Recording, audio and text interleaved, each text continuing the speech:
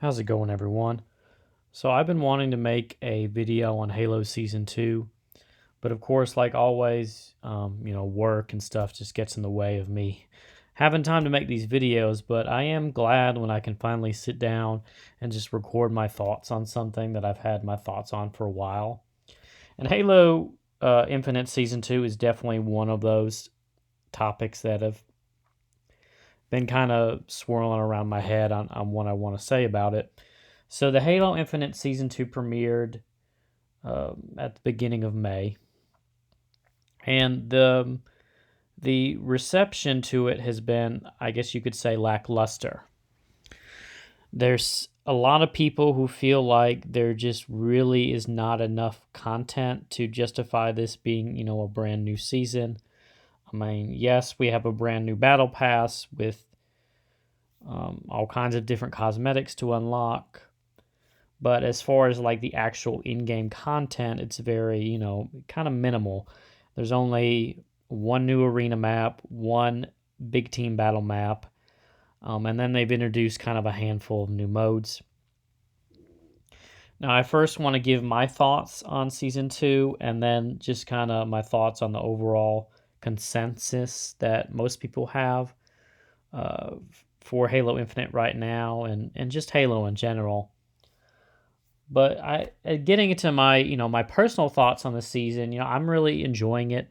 I had stopped playing Halo Infinite, like when it had come out. I played it for months and months, um, and just like last month, like through the month of April, I didn't play it at all because I had unlocked everything in the battle pass, and there just really wasn't anything left to do for multiplayer wise.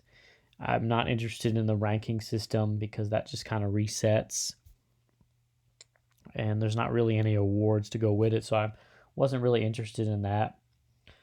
But with this new season, it's kind of breathed new life into the game, and I'm really enjoying it. I really love Halo Infinite.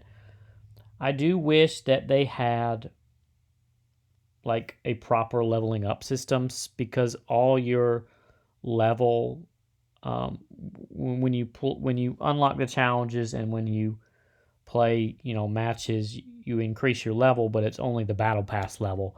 So really, if you don't buy the battle pass, you're really not, getting as much out of the game as as you could, which is, where the free to play model and the microtransactions comes into play. But I do wish there was like a separate leveling up system like they have in Call of Duty where you level up your profile. Maybe you can unlock some things for your gun, like attachments for your guns. Just if they would just kind of copy Call of Duty, even if they just copied Call of Duty, I mean that would make things a little bit better. But I mean, I am enjoying it for what it is right now. I do enjoy the battle pass. I like that they added two brand new armor sets, and you can unlock different cosmetics to make those look better, I guess, or look unique. As far as the new map is a really good map. The big team battle map again is a really good map. They it's probably some of the best maps that they've had in the game. They're just really designed really well. And I don't mind that there was only two new maps added, especially only one arena map, because the handful of new modes really does breathe life into these new maps.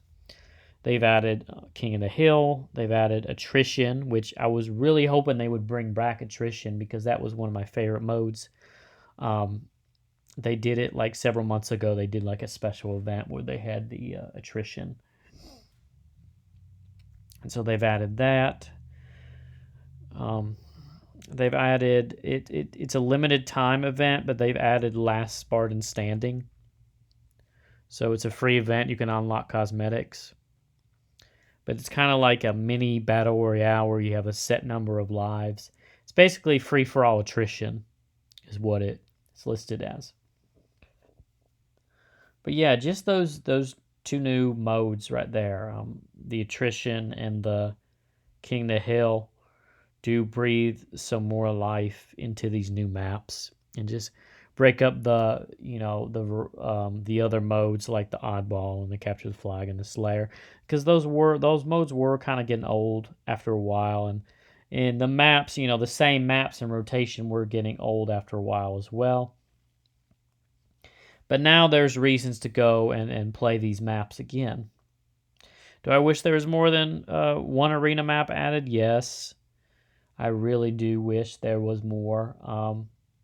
But from what they've put in, I feel like they've done a good job. The free event that they have starting out the season is pretty good. I like that they had kind of like a story behind the multiplayer this time. So when you finished unlocking all your free cosmetics by playing the mode, you get to see the ending to the story cinematic for this mode. I thought that was, a neat addition. I know Destiny does that, where they have multiplayer events going on and they have, the storyline behind it. So this was the first story multiplayer content for Halo Infinite. From what I've heard with 343 is that there's a lot going on apparently there. They're short staffed. There's just a lot going on. So it sounds like they're doing what they can do right now to get content out, for this game. And yes, a lot of it is locked behind. Actually, I shouldn't say a lot of it. Majority of it is locked behind that battle pass. Some of the cooler looking, cosmetics and colors and stuff are, they're going to be in the shop for you to spend real money on.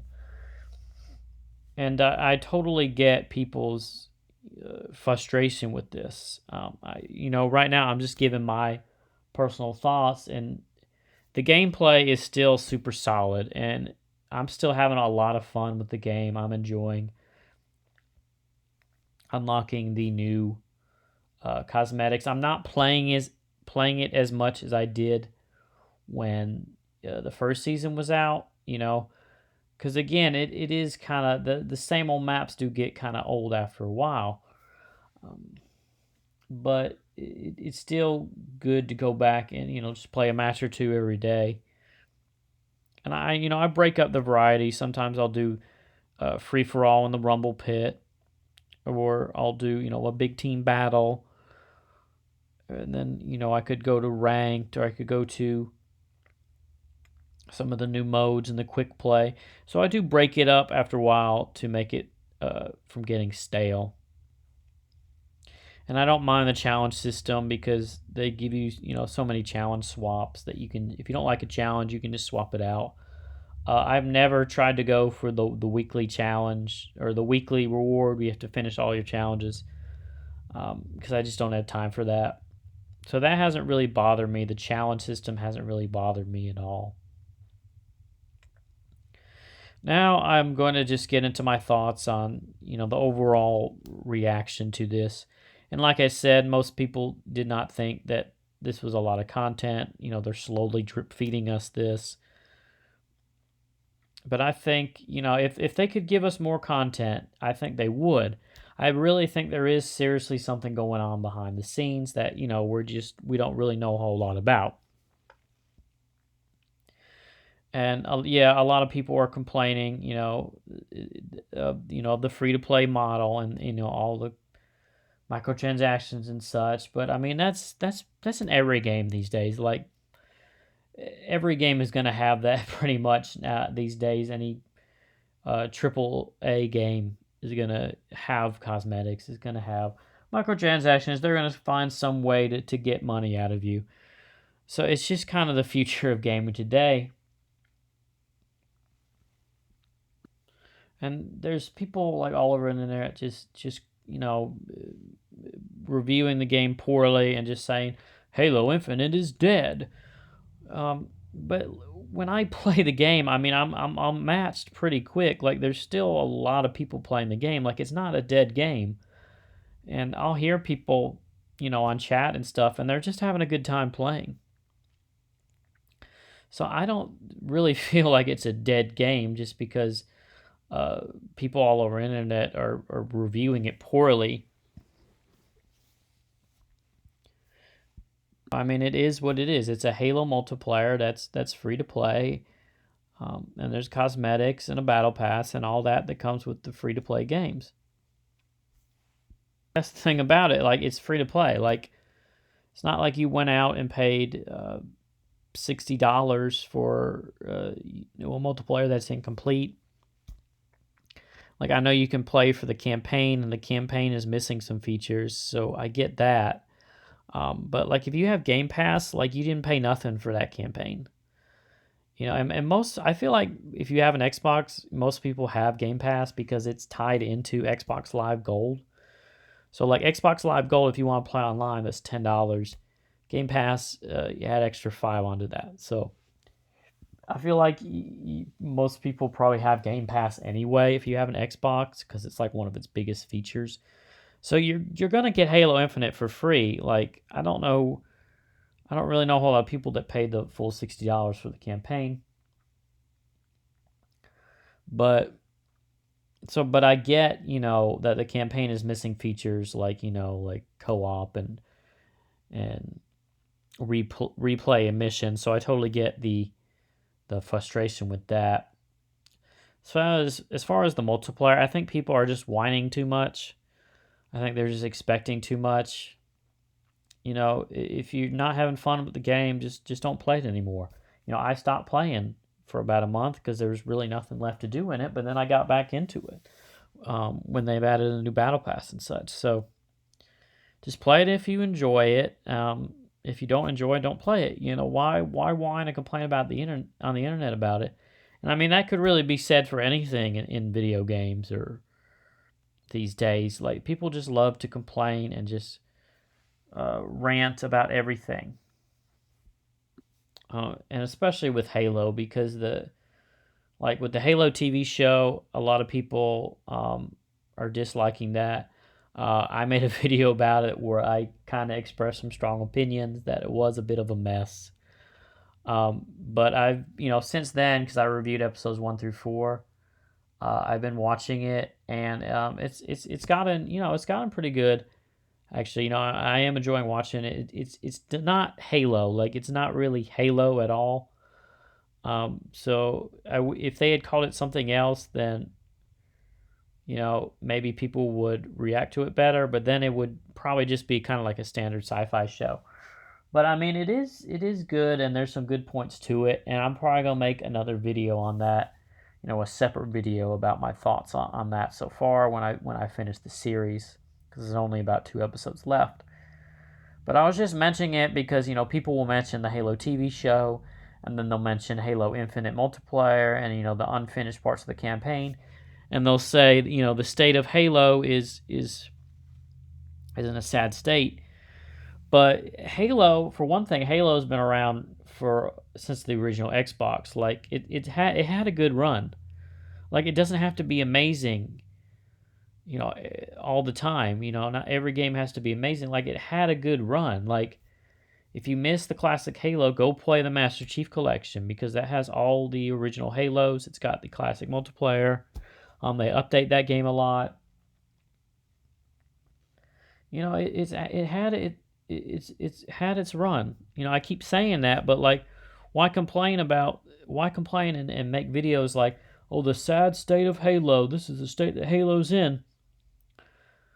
Like, not everything is going to last forever. Like, I don't even know if Halo should have lasted this long as it should. Like, it's amazing that it's lasted this long, and people can still get enjoyment out of it. But,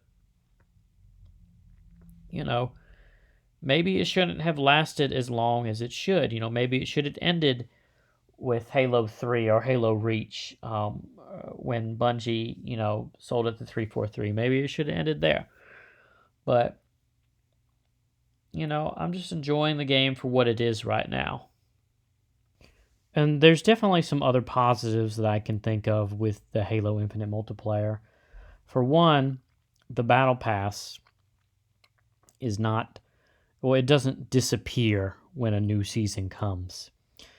I was into Fortnite for a while, but then I kind of got out of it because you really have to play that game like constantly, daily, just to keep up, with all the awards and the battle pass and all that, before the new season comes. Because if you don't have everything unlocked before that new season comes, you've missed out. So if you pay money for it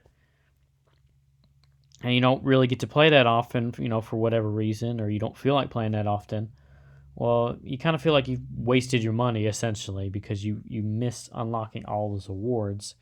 And so I appreciate that with this multiplayer, it's very consumer friendly. Even now, while season 2 is launched, if you bought the season 1 battle pass, you can always go back to that and play through it and unlock the cosmetics in that season. So you can switch battle passes in at any time, essentially. And yes, 6 months is a long time to go for a season, but like I said, I think that gamers these days are so used to games like Fortnite where you have a season every 2 or 3 months or whatever, and you got new content, all this new content. But I mean, realistically, for 343, like I said, it seems like they're doing what they can do. And the 6 months, I like the 6 months because I don't get to play that often. So it took me almost all the 6 months in the first season to unlock everything. So I don't feel like pressure to play all the time and pressure to try to play to get all these awards and everything before a deadline. I can just kind of play at my own pace. And I also appreciate they always have these free events. Like they did a lot of free events in season 1 where they had the attrition event. They had that Fiesta events, about 4 or 5 times to give you time to unlock everything. And so they're very consumer friendly with that. Give you time to unlock those cosmetics. Or in all these free events, they give players who didn't buy the Battle Pass, it gives them a chance to unlock some cool stuff, some cool items. Even stuff like the store, they'll keep items up there for a week, and those items will come back. So, like, if you missed out on it, then it will, it might come back another week. They don't just disappear after a day. They do have daily items, but it's only like one item, per day. And the challenges themselves, too, they reset after every week. So overall a good, friendly experience. And it does seem like, they're appreciative of the community, and it does seem like they're trying to do the best that they can.